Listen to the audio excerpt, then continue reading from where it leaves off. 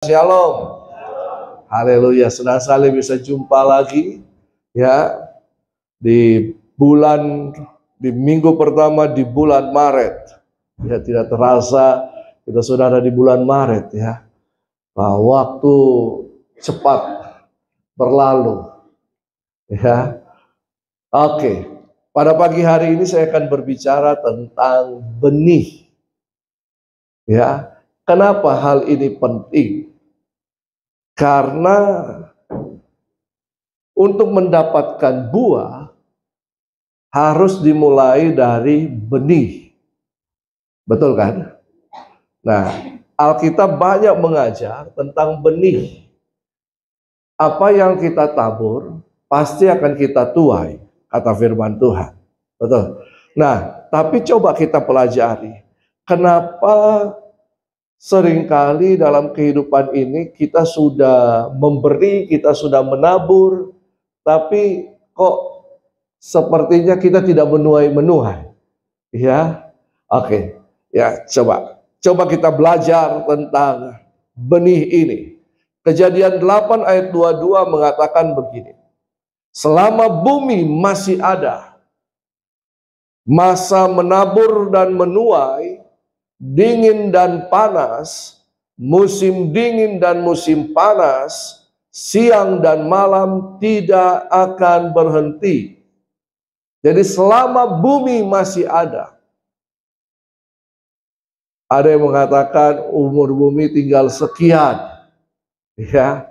Tetapi prinsipnya adalah selama bumi masih ada.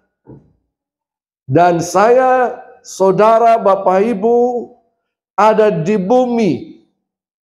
Tuhan mempercayakan bumi kepada manusia. Jadi, ketika kita ada di bumi, kita harus mengerjakan segala sesuatu yang harus kita kerjakan. Sesuai dengan bakat kita, talenta kita, kemampuan kita, ilmu yang kita pelajari, segala sesuatu, hobi, semua itu harus kita kerjakan. Karena firman Tuhan katakan selama bumi masih ada, masa menabur dan menuai juga masih ada. Bumi masih ada, kita harus mengelola apa yang ada di bumi. Kenapa benih? Karena benih merupakan contoh yang sangat baik. Benih diciptakan Tuhan supaya bisa menghasilkan buah atau pohon atau kehidupan yang lain, yang sama. Ada keberlanjutan. Betul kan? Ya. Oke, coba kita lihat. Kejadian 1 ayat 11 sampai 12. Berfirmanlah Allah, hendaklah tanah menumbuhkan tunas-tunas muda, tumbuh-tumbuhan yang berbiji, segala jenis pohon buah-buahan yang menghasilkan buah yang berbiji. Cek. Turun ya. Supaya ada tumbuh-tumbuhan di bumi. Dan jadilah demikian. Tanah itu menumbuhkan tunas-tunas muda, segala jenis tumbuh-tumbuhan yang berbiji, dan segala jenis pohon-pohonan yang menghasilkan buah yang berbiji.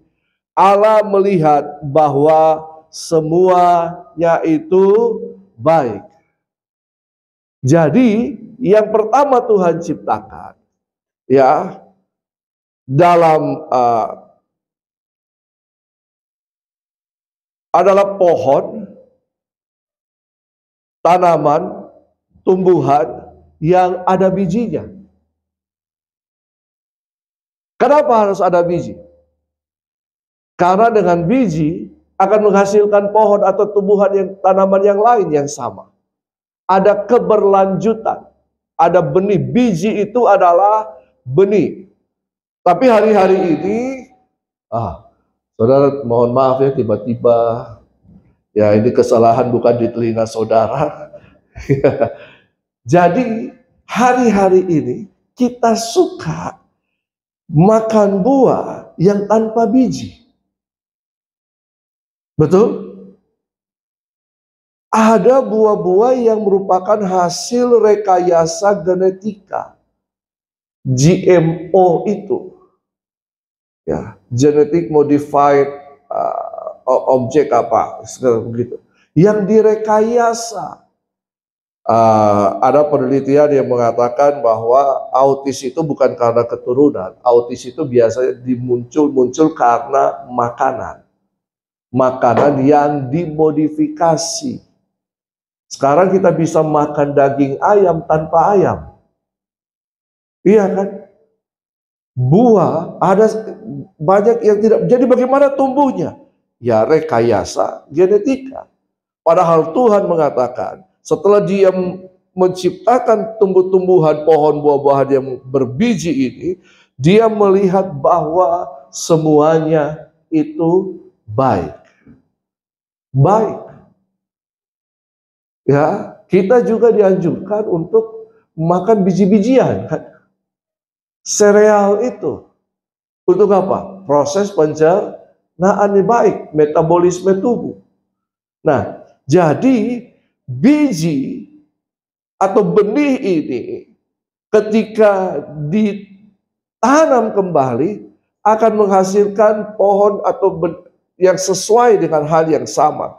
Nah, jadi prinsipnya Kejadian 1 ayat 11 sampai 12 ini menabur dan menuai adalah prinsip yang ditetapkan Tuhan untuk bumi. Ada orang yang berdiskusi soal filsafat, bersaling bertanya, mana yang lebih dulu, ayam atau telur? Iya kan? Ada yang mengatakan telur, ada yang mengatakan ayam. Oh, telur. Apakah Tuhan menciptakan telur lebih dahulu? Ayam dulu. Apakah Tuhan menciptakan biji dulu, baru pohon? Pohon dulu kan? Betul kan? Supaya apa? Pohon mengeluarkan buah, dalam buah ada biji, biji ini kemudian ditanam, dikelola, dan menghasilkan buah-buah yang sama. Ini kehendak Tuhan. Nah, apakah benih itu? Benih adalah suatu saat yang mempunyai potensi yang tidak terbatas untuk memperbanyak jenisnya sendiri. Oke. Bapak Ibu bisa menghitung buah yang ada di pohon mangga. Kalau dia lagi berbuah, bisa nggak? Hitung buahnya. Bisa kan? Pada prinsipnya bisa kan? Kita hitung, oh pohon ini sekitar 100 biji. Makanya datang itu siapa? Oh, Pak Gandeng itu kan.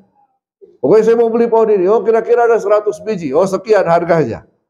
Tapi, bisakah kita menghitung ada berapa pohon mangga dan buah mangga, ada berapa buah mangga dalam satu biji mangga? Bisa nggak? Saudara makan mangga, kemudian mangga yang satu itu bijinya saudara tanam. Kira-kira dia bisa menghasilkan berapa banyak buah mangga? Berapa banyak? Saudara pernah menghitungnya? Tak terhingga kan? Tak terhingga. Pohon yang berbuah kita bisa hitung. Tapi biji yang akan menghasilkan buah, kita tidak bisa menghitungnya. Tak terhingga. Ini merupakan potensi yang tidak terbatas. Nah, biji ini akan mereproduksi jenisnya sendiri. Jadi kalau kita tanam pohon mangga, jangan harap kita tuai pohon buah semangka. Kata Bruri, semangka berdaun sirih. Jangan harap. Tanam pohon mangga, harapannya buah jeruk. Tidak bisa. Tanam mangga macan, biji mangga macan, yang dituai mangga macan. yang sejenis. Nah, ini keajaiban Tuhan. Tuhan telah memprogram biji ini untuk mereproduksi jenisnya sendiri. Ini keajaiban, kan? Kenapa? Karena ternyata di biji itu ada kode genetiknya. Ini kita belajar biologi, kita belajar apa ini ya. Tapi ini keajaiban. Dan kita harus mengerti benar bahwa setiap benih itu selanjutnya, setiap benih itu dirancang untuk menghasilkan jenis panen tertentu. Ya. Nah, jadi Tuhan sudah merancang kode. Jadi di dalam biji itu ada kode genetik atau kita sebut DNA.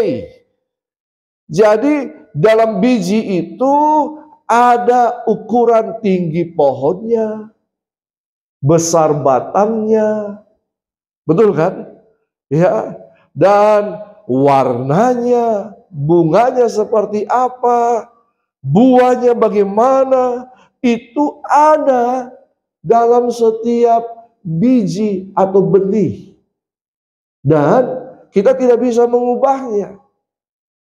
Kalau kita ubah, itu melanggar kebenaran firman Tuhan. Tapi bagaimana dengan GMO itu? Rekayasa genetika. Ya, itu menurut ilmu pengetahuan sah saja. Tapi bagaimana dampaknya dalam kehidupan? Kan? Nah, jadi kode genetik ini adalah seperangkat aturan yang digunakan untuk mengkodekan informasi dalam materi genetik.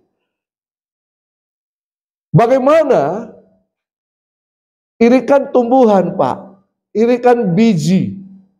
Tapi bagaimana kita kaitkan benih ini dalam kebenaran firman Tuhan? Yohanes 12 ayat 24. Yohanes 12 ayat 24. Aku berkata kepadamu, sesungguhnya jikalau biji gandum tidak jatuh ke dalam tanah dan mati, ia tetap satu biji saja. Tetapi jika ia mati, ia akan menghasilkan banyak buah. Jadi setiap benih itu mempunyai informasi tertulis di dalam benihnya sendiri itu tentang masa depannya. Kode-kode yang tadi saya katakan. Tetapi yang dibutuhkan benih itu untuk bisa menghasilkan adalah dia harus ditanam. Jadi ini berbicara lingkungan. Ya, tempat benih itu berada. Kalau dia di tanah yang subur, tanpa kerja keras seorang petani, itu bisa cepat tumbuh dan menghasilkan. Tapi kalau dia ditanam di tanah berbatu-batu, seorang petani harus bekerja keras untuk bisa menolong benih ini bisa bertumbuh. Betul kan? Tergantung lingkungannya. Nah, jadi benih ini bisa tumbuh di mana saja.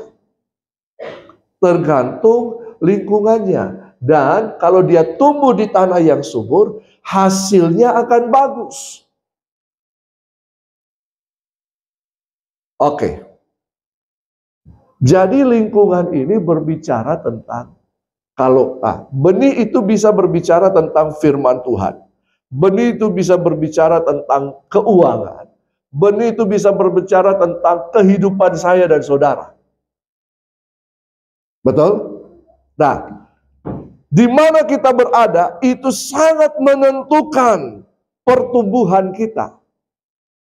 Di lingkungan mana kita berada itu sangat menentukan pertumbuhan kita. 2 minggu lalu saya berkata kalau pandan atau mensiangan itu ditanam harus di daerah yang berair kan, baru dia bisa tumbuh dengan baik.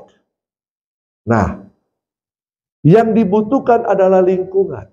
Jadi jikalau biji gandum tidak jatuh ke dalam tanah, lingkungan, kita tidak memberi atau kita tidak menabur apapun yang kita punya, biji itu kalau tidak ditanam, tidak akan tumbuh dan menghasilkan. Walaupun ada kehidupan di dalam biji itu. Ketika dia ditanam, lalu kemudian biji ini seolah-olah mati berproses, tapi kemudian ada kehidupan yang keluar dari situ. Dan ini butuh proses. Alkitab menyebut bahwa firman Tuhan adalah benih. Keuangan juga benih. Ya. Jadi semua yang kita punya, kita tabur. Nah, saudara punya talenta, saudara punya karunia, kalau tidak dikeluarkan untuk ditabur, saudara tidak akan berkembang secara karunia, secara talenta. Alkitab menginginkan bahwa setiap saya dan saudara harus mengembangkan semua potensi yang ada.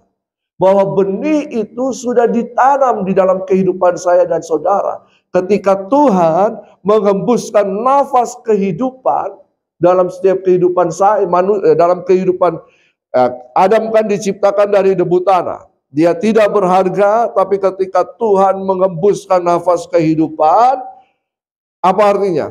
Tuhan sedang memberikan kemampuannya kepada Adam. Tuhan sedang memberikan kesadaran kepada Adam sehingga dia menjadi makhluk yang hidup. Tuhan sedang memberikan apa? Dari kesadaran itu hikmat, apalagi intelektual, apalagi potensi, kemampuan, talenta, karunia, itu semua Tuhan sudah install sebagai benih dalam kehidupan saya dan saudara. Ketika kita mengeluarkan benih itu dalam lingkungan yang tepat, lingkungan yang mendukung, maka benih itu akan tumbuh dengan baik. Oke. Seperti saya punya anak 2. Ada yang sudah melebihi saya, ya, agak besar. Yang kedua juga hampir ya seperti laki-laki dua-dua. Besar-besar badan mereka. Saya dan anak saya, jadi ada sifat-sifat saya, ada apa ya? Yes, jadi kalau mau lihat anak saya itu mereka bisa merefer ke saya atau istri saya. Kenapa demikian? Ada DNA itu tadi. Ada kode genetik yang turun kepada anak saya. Nah, sama seperti benih seperti itu. Nah, lalu kemudian yang menjadi pertanyaan begini. Saya sudah menabur, tapi kok tidak menuai? Coba kita lihat. 2 Korintus 9 ayat 10 sampai 11. Ini pelajaran di sesi ini. Ini slide terakhir, ya. Nanti kita kapan-kapan kita ketemu kita akan bahas lagi kalau Tuhan mengizinkannya. 2 Korintus 9 ayat 10 sampai yang ke-11. Semoga dia yang memberi benih kepada penabur dan roti untuk dimakan, menganugerahkan dan melipat gandakan benih yang kamu tabur, dan memperbanyak buah ketakwaanmu, sedangkan kamu diperkaya dalam segala kemurahan hati yang menyebabkan rasa syukur melalui kamu kepada Tuhan. Coba kita pelajari ayat ini. Tuhan yang memberi benih kepada siapa? Penabur. Siapa penabur itu? Saya dan saudara. Tapi juga Tuhan memberikan roti untuk dimakan. Jadi ada bagian benih untuk ditabur, ada roti untuk dimakan. Kenapa kita tidak menuai? Hal yang pertama, karena benih yang seharusnya ditabur, kita makan.